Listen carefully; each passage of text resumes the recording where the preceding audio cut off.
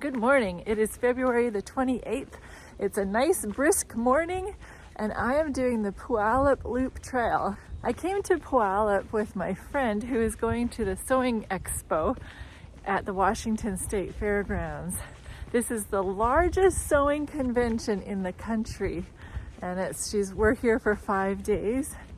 And so she's in her glory learning how to sew, make all kinds of neat things. And I don't know anything about sewing, but I came along to help her drive. And plus, it's a good reason to get to do some hikes in this time of year on the West Coast. You can do hikes, whereas where I'm from, it's still so snowy out. Anyways, I'm so excited to be able to start hiking again. Got the moss, but no leaves yet. And there's a little stream down there. This trail is a 4-mile loop trail and it has different access points, but I'm starting at the Clarks Creek Park access.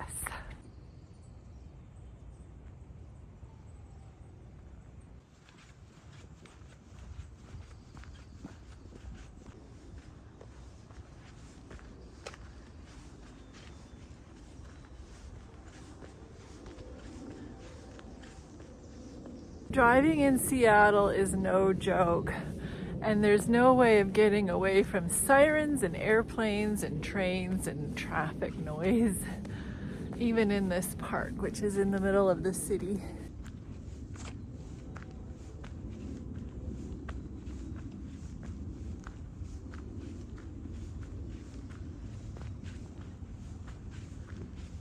And it's been sunny weather while we've been here.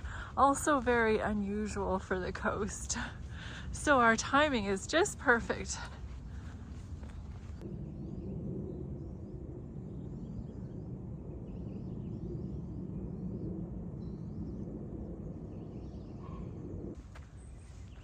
It's a nice path and well marked.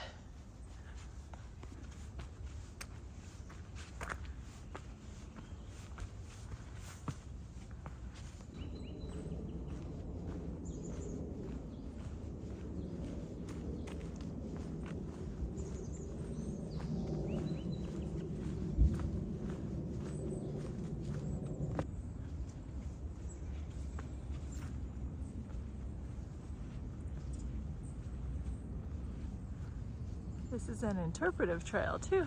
Feels so good to be able to hike again and do a walk and talk. It's been 9 months since I've been out on the trail. So if you can remember that far back, we are hiking through the book of 1 Samuel right now. And we left off where the Philistines had confiscated the Ark of the Covenant of the Lord. But it caused them a lot of death and a lot of grief. So they sent it back to the land of Israel. Well, some curious, disrespectful Israelites took the cover off of the ark and looked inside of it, and they died, because that is where the holy presence of God dwells. So it was then sent to the people of Kirjath-jearim into the house of Ebenezer, and he consecrated his son Ebenezer to look after it. And it remained there for 20 years.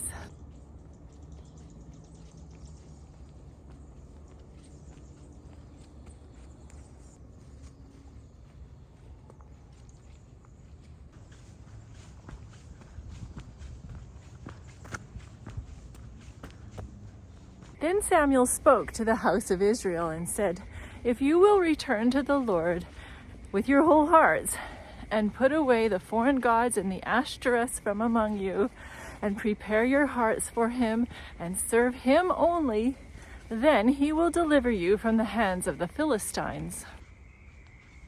Well, this is a sharp left here. You can sure hear the frogs. Yeah, pretty slick out.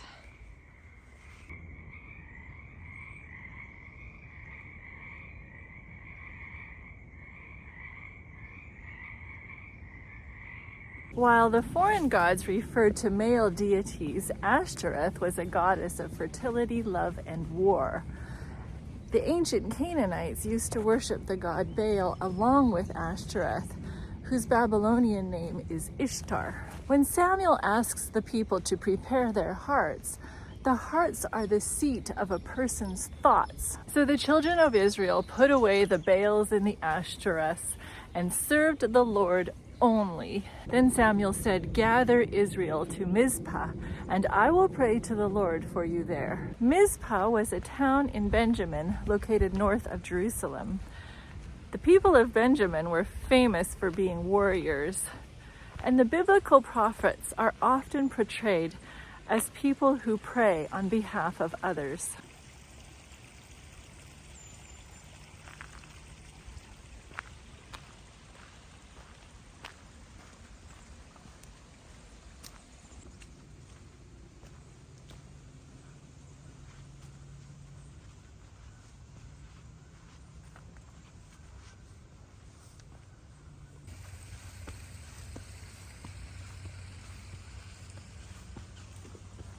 So they gathered together at Mizpah, drew water and poured it before the Lord, and they fasted and confessed their sins. When the Philistines heard that the children of Israel were all gathered together, the lords of the Philistines prepared for battle. Then Israel got scared and implored Samuel to not cease to cry out to God for us, to save us from the Philistines.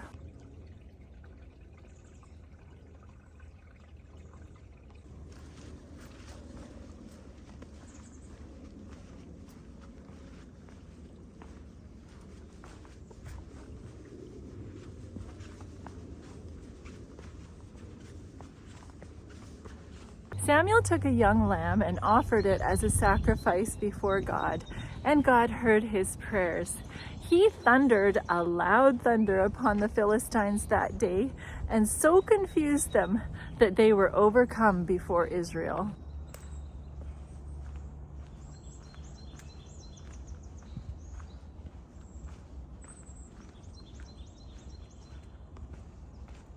So the men of Israel pursued the Philistines and drove them back. Oh, I just have to sit on this lovely bench now.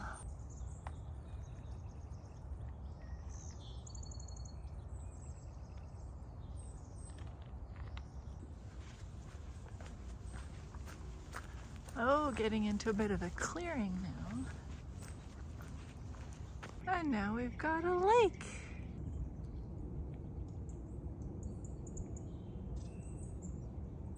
Having to do a road walk now. Kind of nice though, it's kind of country feeling to it, although we're still in the city. I like the name of this trail. Well, that's not a hummingbird, but I'll take a robin. Oh, that means spring has come. And here we have a community garden that really needs cleaning up.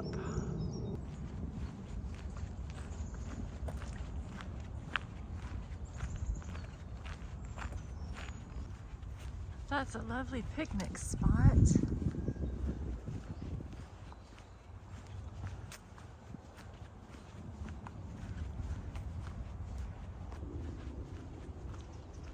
They must not have deer pressure here. I'm sure this would be absolutely spectacular in the springtime.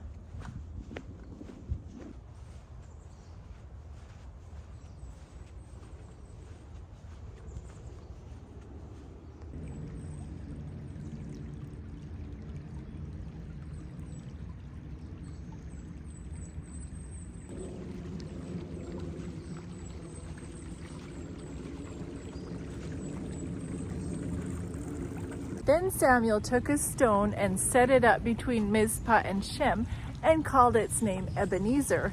It was to serve as a memorial stone. Stone or rock is often a metaphor for God in the Bible. The word Ebenezer means a stone of help or helper, in this case, God. So if you know the song, "Come Thou Fount of Every Blessing," in that song is the phrase, "Here I raise my Ebenezer." So now you know what that means. A stone of help. I love how they have picnic tables scattered around and benches along the trail. This is a massive Oregon grape. We have them where I'm from, but they're ground covers there.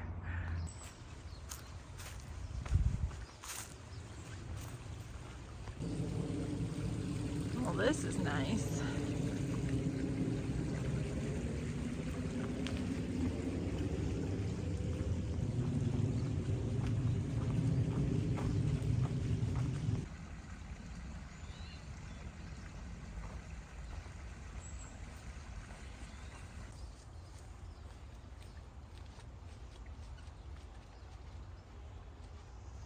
This area is a Silver Creek riparian zone. Somebody's made a fort. So the Philistines were subdued, and they did not bother the Israelites anymore, at least for as long as the days that Samuel was alive. And the cities that the Philistines had taken were restored to Israel, and there was peace between the Israelites and the Amorites.